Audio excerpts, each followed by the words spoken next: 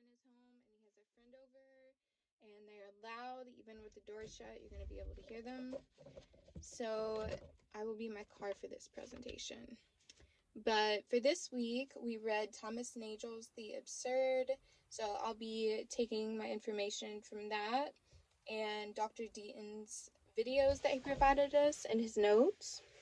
For part 1, we're asked, why does Nagel argue human lives are unavoidably absurd, but the lives of non-human animals are not absurd?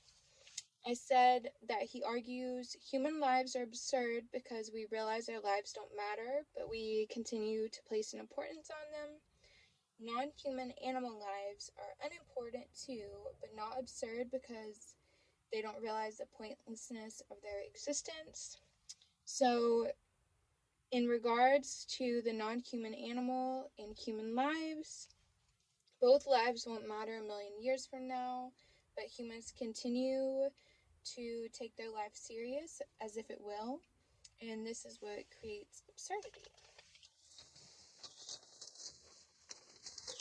For part 2, we are to explain 2 ways people try to avoid absurdity and why Nagel argues their attempt ultimately fails. So the first way people try to avoid this is to tie yourself to an important cause. So that could be related to politics or science.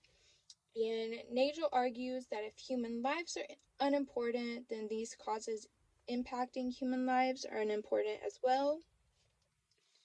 And then the second way is people try to devote their life to the service of a deity or creator, so through religion. And Nagel proposes 2 failures for this.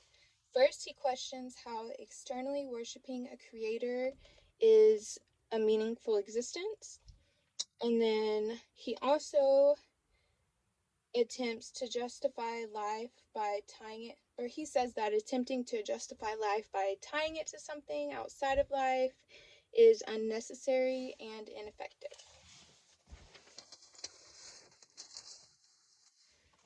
For part 3, after engaging with part 1 and 2, explain whether Nagel is correct, that human lives are unavoidably absurd.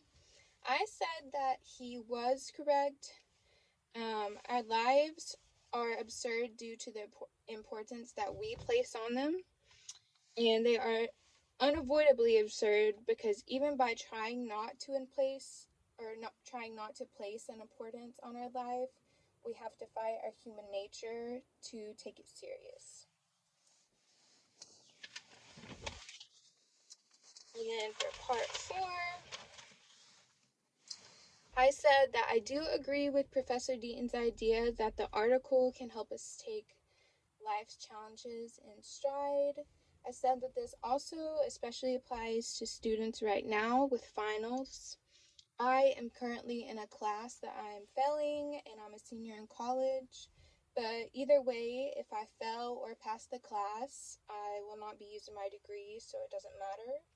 And I think reading this was a good refresher that no matter what happens, I'm still going to pass the class eventually. I'll either take it next semester or pass. Either way, I'm not using my degree, and it does not matter. And here comes my husband, so that is all.